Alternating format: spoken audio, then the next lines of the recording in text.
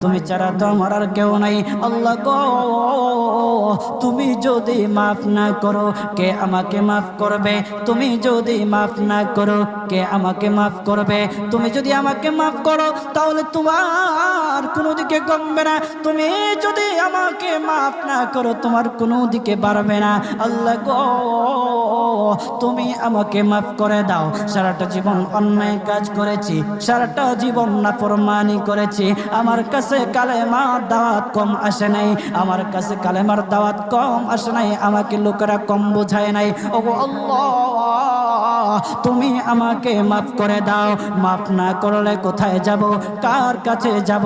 বাবা যখন মারে তখন মার কাছে আশ্রয় নেওয়া যায়, মা যখন প্রহার করে তখন বাবার কাছে আশ্রয় নেওয়া যায়, বাবা মা যখন প্রহার করে তখন দুনিয়ার কারো না কারো কাছে আশ্রয় নেওয়া যায়। ওগো